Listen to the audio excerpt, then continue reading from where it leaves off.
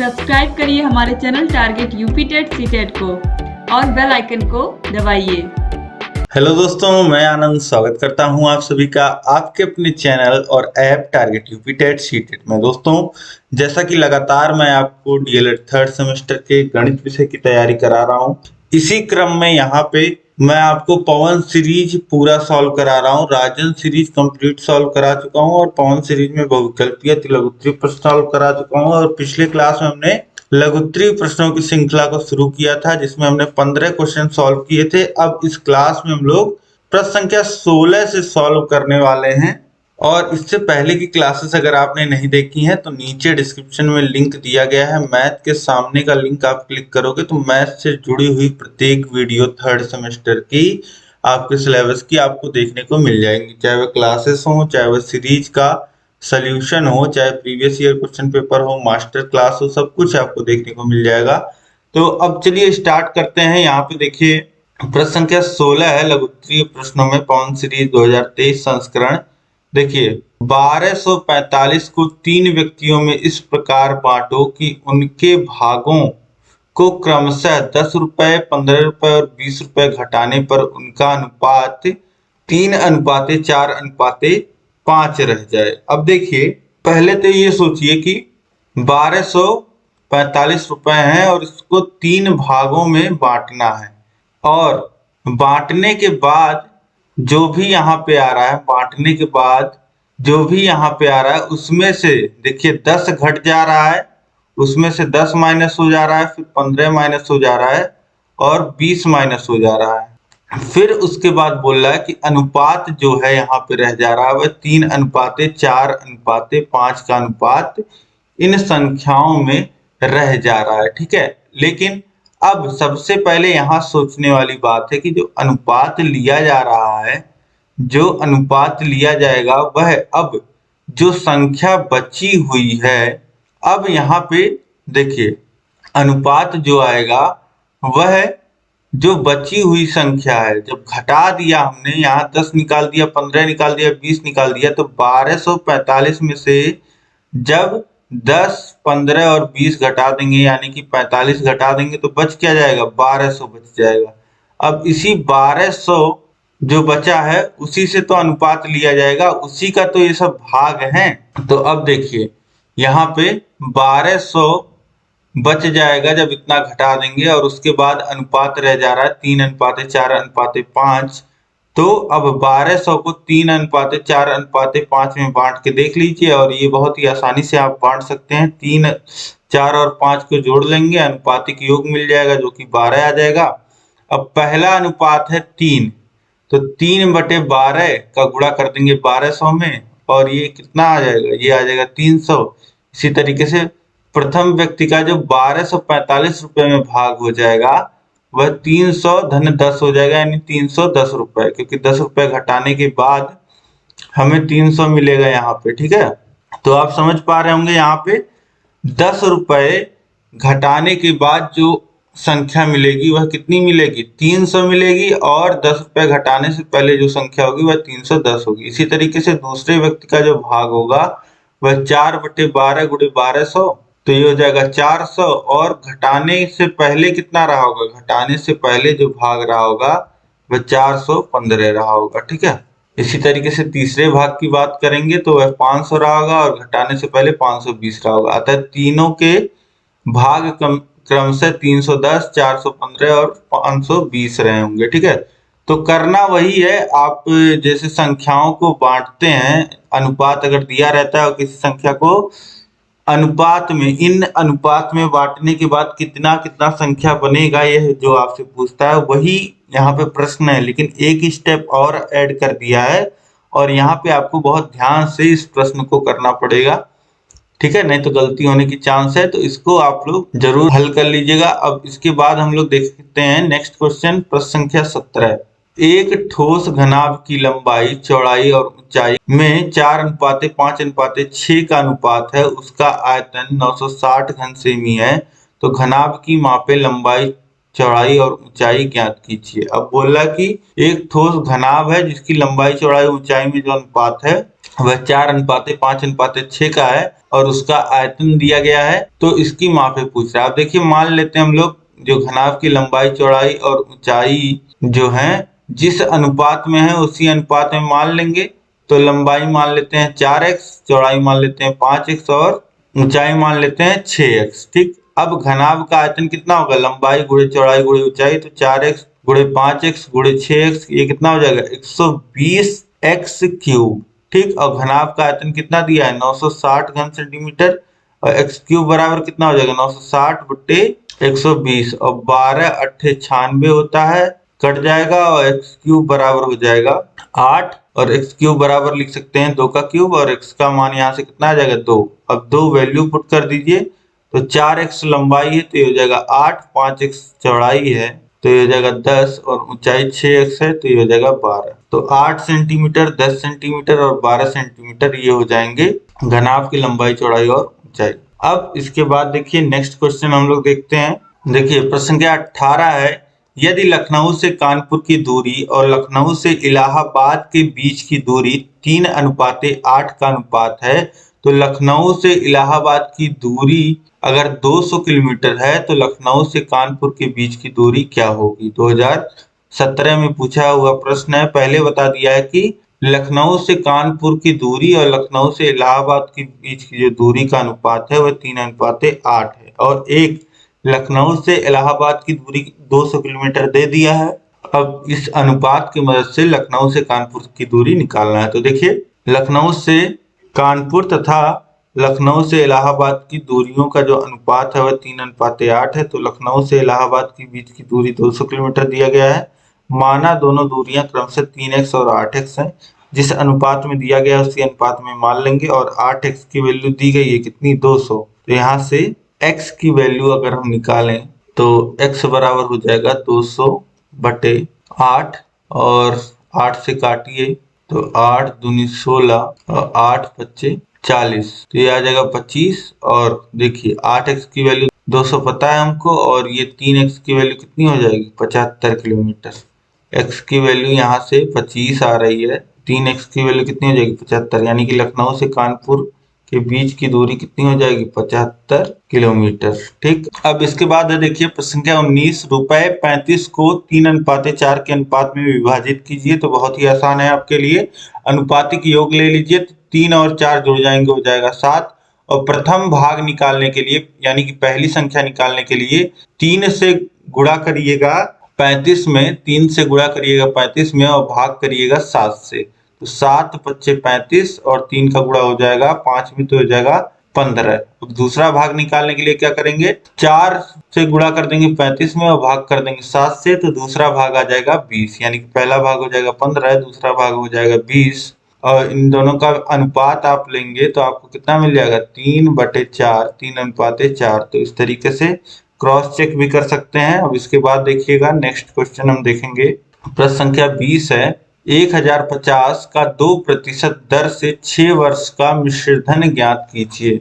अब देखिए यहाँ पे बस मिश्रधन पूछा है और ब्याज कौन सा लगेगा ये नहीं बोला है, तो यहाँ पे साधारण ब्याज लगेगा और साधारण ब्याज का जो फॉर्मूला होता है वह आपको पता है PRT/100 होता है, यानी कि मूलधन गुणे दर गुणे समय बटे 100 होता है। अब यहाँ पे देखिए मूलधन है 1050 और दर जो है वह 2% की है, समय है 6 वर्ष का, बटे में 100, 1 कट जाएगा, 2 से काटेंगे 10 को 5 बार में कट जाएगा, 5 से 105 को काटेंगे 21 बार में कट जाएगा और 6 का गुणा 21 में होगा तो ये हो जाएगा 6 और 12 126 रुपए ब्याज आ गया। अब मिश्रधन निकालना है। मिश्रधन बराबर होता है मूलधन यानी कि 1050 और धन ब्याज, तो 1050 में 126 जोड़ दीजिए तो कितना आ जाएगा 1176, यही वैल्यू आ जाएगी। जो मिश्रधन आ जाएगा वह 1176 रुपए आ जाएगा। ठीक है, तो इस तरीके से आसानी से फॉर्मूले से आप निकाल सकते हैं। अब इसके बाद नेक्स्ट क्वेश्चन हम लोग देखते हैं। देखिए प्रश्न संख्या 21 है, साधारण ब्याज की दर से 2500 रुपए का 2 वर्ष 6 माह का 6% वार्षिक दर से ब्याज तथा मिश्रधन ज्ञात कीजिए। साधारण ब्याज की दर है, मूलधन है 2500 रुपए और समय है 2 वर्ष 6 महीने, और जो दर है वह 6% की ब्याज और मिश्र धन बताना है। तो देखिए साधारण ब्याज का फार्मूला होता है मूलधन गुणे दर गुणे समय। तो मूलधन है 2500 रुपए और दर है 6% की, और समय है देखिए 2 वर्ष 6 माह। तो 2 वर्ष 6 माह को बदलेंगे तो ये हो जाएगा 2.5 वर्ष। ठीक है, हमेशा पूरा जो वैल्यू होगा वह वर्ष में ही पुट करेंगे। ठीक है, तो इस तरीके से यहाँ पे 2.5 वर्ष हो जाएगा, 2 वर्ष 6 महीने। अब इनका देखिए 2 शून्य कट जाएगा और इसके बाद गुणा कर लीजिए तो 6 दूनी 12 और 3 15, 25 गुणे 15 यहाँ पे आ जाएगा और 15 पच्चे 75। यहाँ पे देखिए 15 पच्चे 75 के 5 हासिल लगेगा 7 और 15 दूनी 30 और 7 37, तो 375 रुपए ये आ गया साधारण ब्याज। और इसके बाद मिश्रधन निकालने के लिए मूलधन में ब्याज जोड़ देंगे, यानी कि 2500 में 375 रुपए जोड़ेंगे तो 2875 रुपए ये मिश्रधन हो जाएगा। ठीक, तो आसानी से इसको निकाल लेंगे आप। अब इसके बाद नेक्स्ट क्वेश्चन हम लोग देखते हैं। यहाँ पे देखिए प्रश्न संख्या 22 है, कितने धन का मिश्रधन 5% वार्षिक दर से 3 वर्ष में 575 हो जाएगा।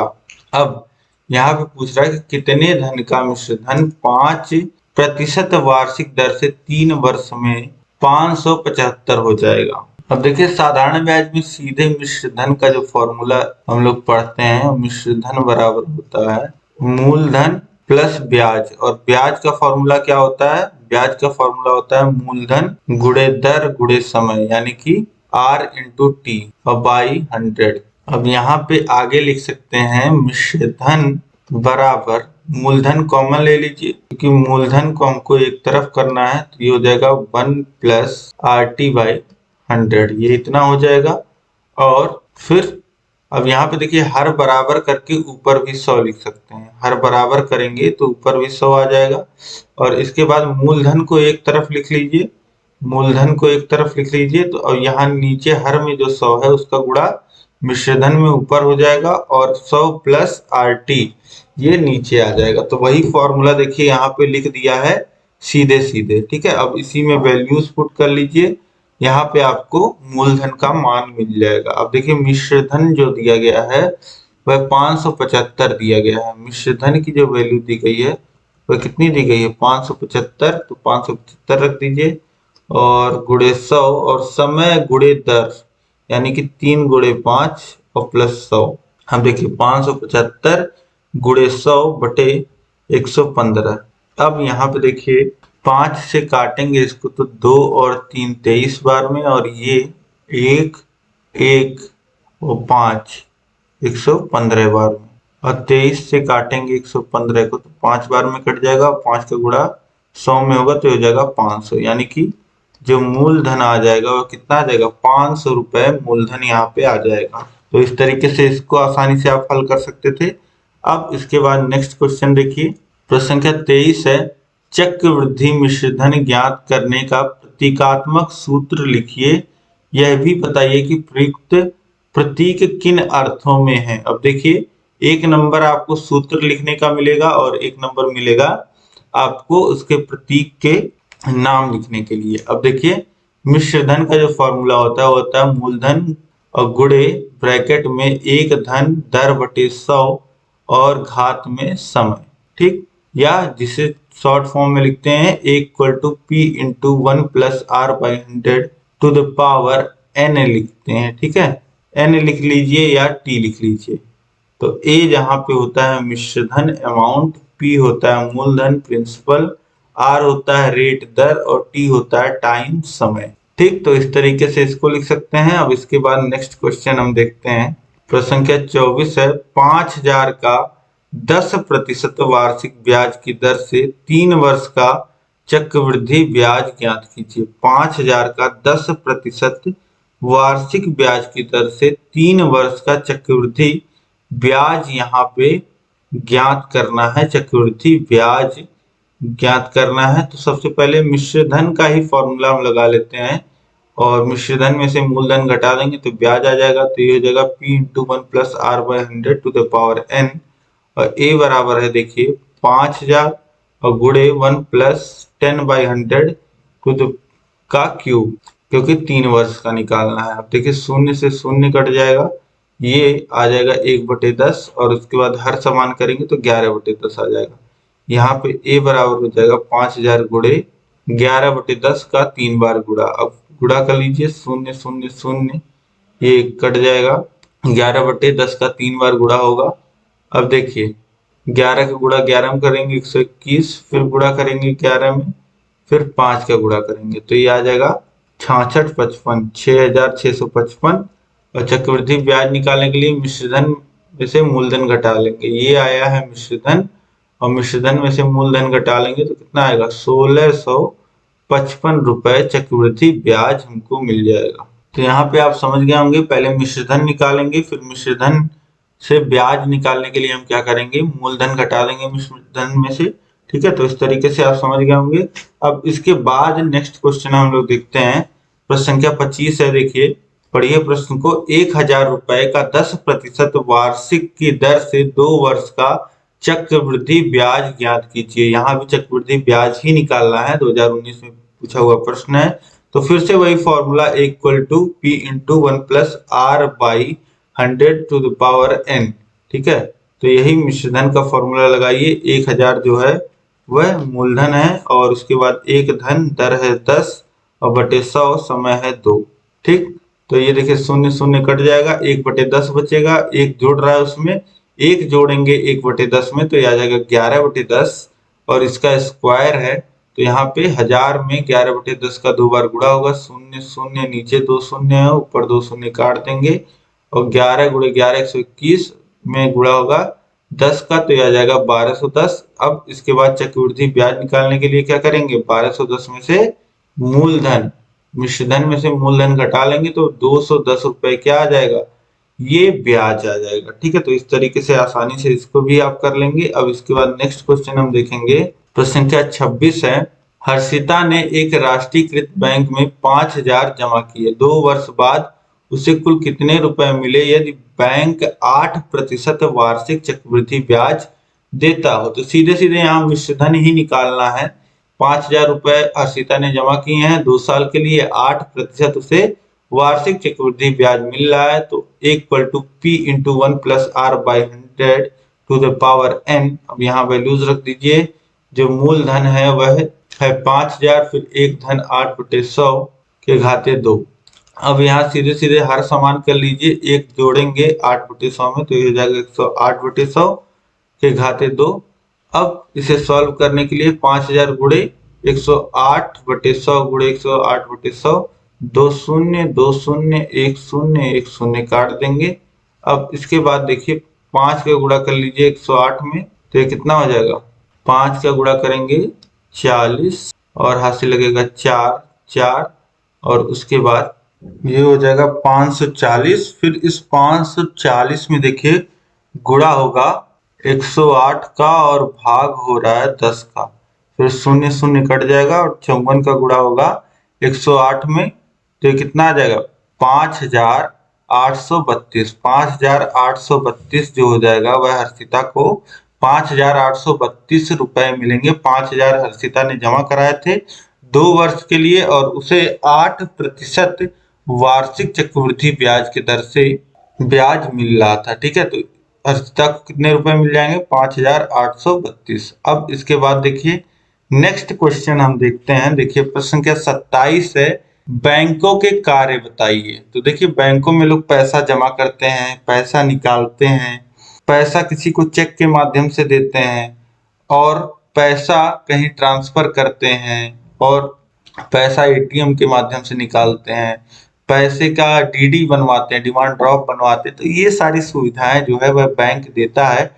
अब इसी को आपको पॉइंट्स में लिख देना। देखिए धन को जमा करने, उधार लेने यानी कि ऋण लेने, और धन आहरण मतलब निकालना, रुपए निकालने के लिए।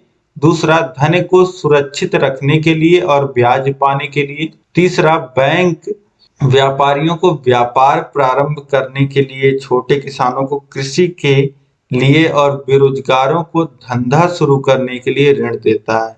बैंक खाताधारियों और सरकार के लिए भी कार्य करता है, जैसे स्कूलों की फीस जमा करना, पानी और बिजली के बिल जमा करना, करों का भुगतान, मकान के लिए ऋण की किस्तें जमा करना, वेतन की सुविधा प्रदान करना। तो ये सारी सुविधाएं जो है वह बैंक प्रदान करता है, यह बैंक के कार्य हैं। अब इसके बाद नेक्स्ट क्वेश्चन हम देखेंगे, प्रश्न संख्या 28 है, खाते कितने प्रकार के होते हैं? बैंक अकाउंट की बात की जा रही, खाते कितने प्रकार के होते हैं? तो बैंक में हम कई प्रकार के खाते खोल सकते हैं, जिसमें से कुछ खाते अग्रवत हैं। अब यहाँ पे कितने प्रकार के खाते होते हैं ये यहाँ पे दिया गया है, चलिए देखते हैं। देखिए पहला है बचत खाता, सेविंग्स बैंक अकाउंट। अब यह जो है वह सबसे ज्यादा लोकप्रिय कहिए या सबसे ज्यादा यूज में आने वाला खाता है। आप लोग भी खाता खुलाए होंगे तो सेविंग्स अकाउंट ही खुला होगा। और जो आपने देखा होगा प्रधानमंत्री जनधन योजना के तहत अकाउंट्स खुले थे, वह भी कैसे अकाउंट्स खुले थे? वह भी सेविंग्स अकाउंट खुले थे गरीब लोगों के, ठीक है। तो इस तरीके से इस खाते का मुख्य उद्देश्य कम और मध्य आय वर्ग के लोगों में बचत की भावना को प्रोत्साहित करना है। यह खाता बैंक द्वारा निर्धारित न्यूनतम धनराशि जमा करके खोला जा सकता है।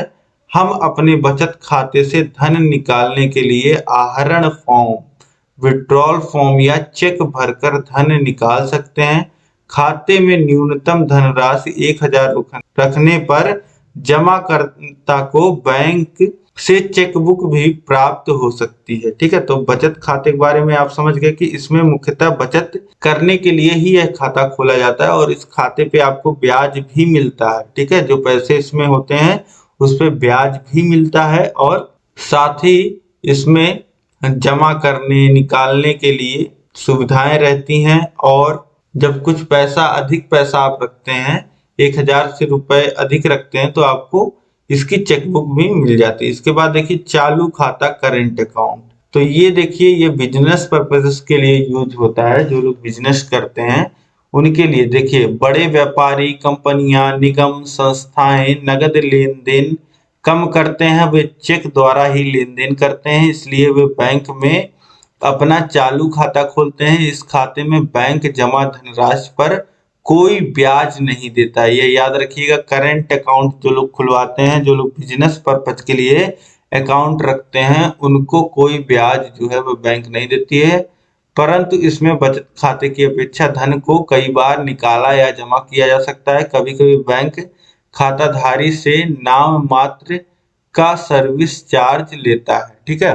तो इस तरीके से चालू खाते में देखिए ये होता है कि ट्रांजैक्शंस आप अधिक से अधिक कर सकते हैं, ठीक है, और सुविधाएं आपको रहती हैं। लेकिन इसमें क्या होता है, ब्याज नहीं मिलता और ट्रांजैक्शन लिमिट जो होती है वह भी अधिक होती है यहाँ पे, ठीक है।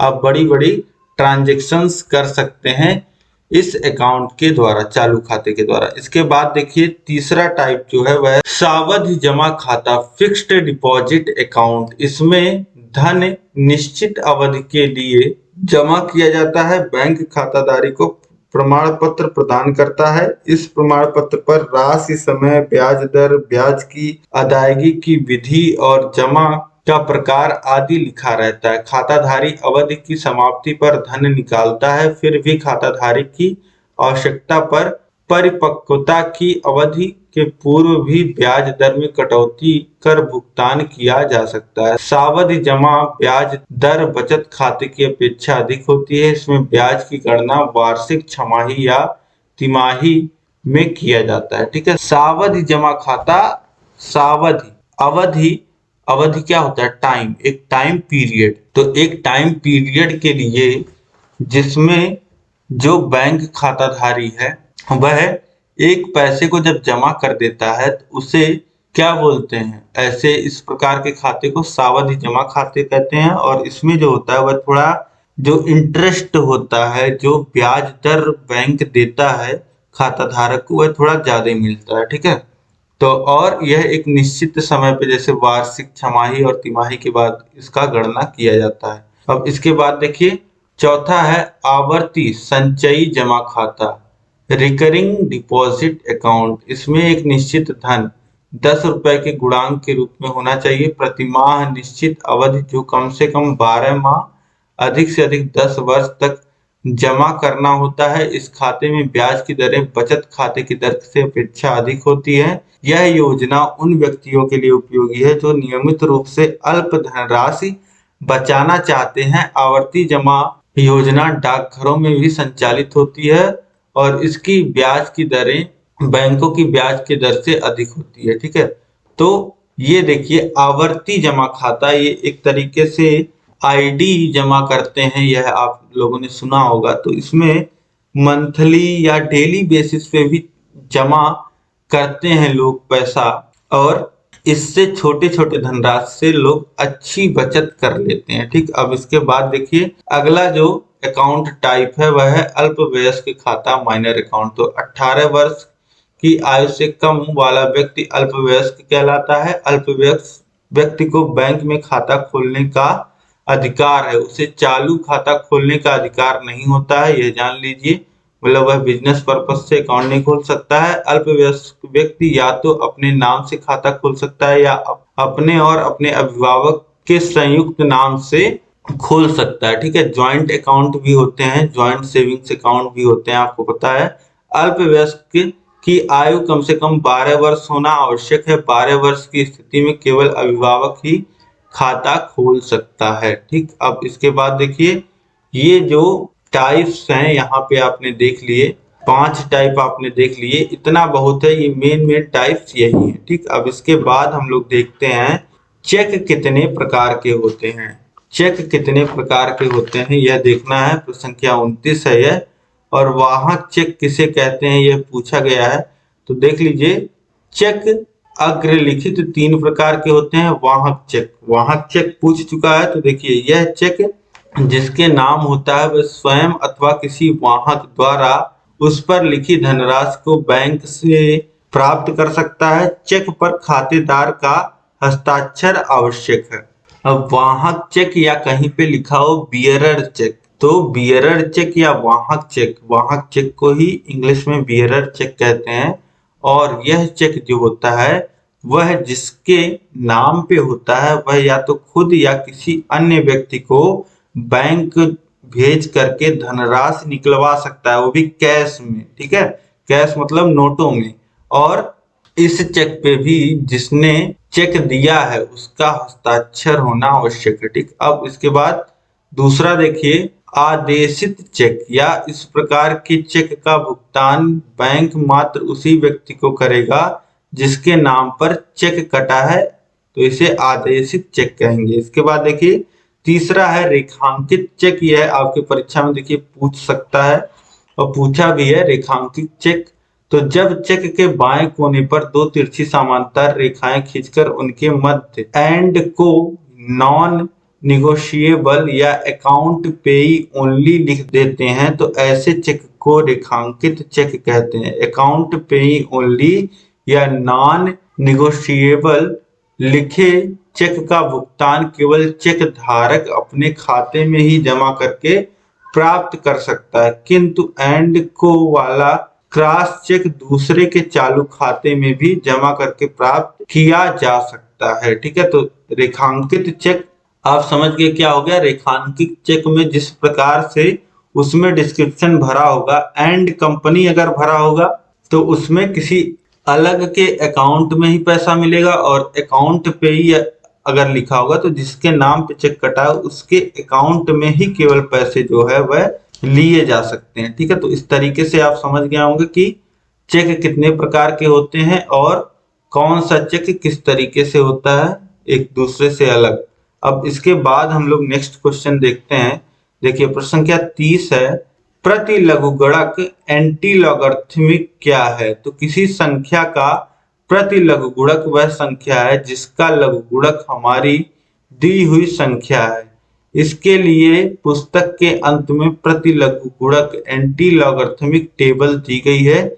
इसके पहले ऊर्ध्वाधर खाने में 0.00 से लेकर के 0.99 तक होता है तथा क्षैतिज खाने में लघुगुणकीय सारणी की तरह ही होता है। प्रति लघुगुणक देखते समय भी लघुगुणक दशमलवांश के 4 अंकों तक आवश्यक है। दशमलव के बाद के 2 अंक ऊर्ध्वाधर खाने में तथा तीसरे अंक के लिए उसी क्षैतिज खाने में तथा चौथे अंक के लिए उसी के आगे मध्यांत अंतर पे 1 से 9 तक जब यह कार्य हो जाता है। तो प्रति लघुगुणक, जैसे आप लोग लॉग पढ़ते हैं तो लॉग का उल्टा क्या होता है? एंटी लॉग होता है। ठीक है, लॉग का उल्टा क्या होता है? एंटी लॉग होता है। उसी को यहाँ पे डिफाइन करने के लिए क्या कहा गया है कि प्रति लघुगुणक क्या है? तो प्रति लघुगुणक लघुगुणक का उल्टा होता है। ठीक, यह चीजें आप लिख सकते हैं। और प्रति लघुगुणक जो है वह हम लोग निकालते हैं, या लघुगुणक भी आप देखते होंगे कि सारणी के माध्यम से हम लोग देखते हैं और इसको निकालते हैं। ठीक है, तो इस तरीके से प्रति लघुगुणक और लघुगुणक आप समझ पा रहे होंगे। अब यहाँ पे आपके 30 प्रश्नों को यहाँ पे हमने हल कर लिया है। अब उम्मीद है कि सभी प्रश्न आपको समझ में आए होंगे, और कहीं भी कोई भी डाउट हो तो आप मुझे कमेंट करके जरूर पूछिए। और ये क्लास आपको पसंद आई तो इस क्लास को लाइक कर लीजिए और अपने दोस्तों में अधिक से अधिक शेयर करिएगा। कम से कम खास मित्र जो हैं, 5 खास मित्र आपके, उनमें इस क्लास को जरूर शेयर करिएगा। और अभी तक अगर आपने चैनल को सब्सक्राइब नहीं किया तो चैनल को सब्सक्राइब कर लीजिए। उसके बगल है बेल आइकन, उस पर ऑल सेलेक्ट करिएगा। और सभी क्लासेस की जो लिंक है वह नीचे डिस्क्रिप्शन में दी गई है। और इसी तरीके से अगर आप 3rd सेमेस्टर की तैयारी कम समय में बेहतरीन ढंग से करना चाहते हैं तो हमारे चैनल से कीजिए। और अगर आपको बिना किसी डिस्टरबेंस के बिल्कुल कम समय में और बिल्कुल सटीक चीजें पढ़नी है तो आप डाउनलोड करिए हमारे ऐप को। नीचे डिस्क्रिप्शन में लिंक दिया गया है। हमारे ऐप को आपको चैप्टर वाइज क्लासेस मिल जाएंगी, टेस्ट मिल जाएगा और टेस्ट सीरीज आपको मिल जाएगा। हर एक विषय का हैंड स्कैन पीडीएफ नोट्स मिल जाएगा। जो सीरीज है आपकी राजन पॉन सीरीज, इसका पीडीएफ मिल जाएगा जिसको आप प्रिंट कर पाओगे या ऐसे ही पढ़ लोगे। आपको क्लासेस हमने पूरा दे दिया है, पूरा सॉल्व करा दिया है राजन पॉन सीरीज। और इसी तरीके से आपको प्रीवियस ईयर क्वेश्चन पेपर और मास्टर क्लास जो है वह देखने को मिल जाएगा। और जो भी आपके डाउट्स हैं वह आप डायरेक्टली हमसे क्लियर कर पाओगे। तो ये सारी सुविधाएं आपको मिलेंगी हमारे ऐप पे। ऐप का लिंक जो है वह नीचे डिस्क्रिप्शन में दिया गया है। नाम है ऐप का टारगेट यूपी टेट सीटेट, जो चैनल का नाम है। आप सीधे प्ले स्टोर पे भी जा करके डाउनलोड कर सकते हैं। ठीक है, अब हम लोग मिलेंगे नेक्स्ट क्लास में। तब तक के लिए जय हिंद।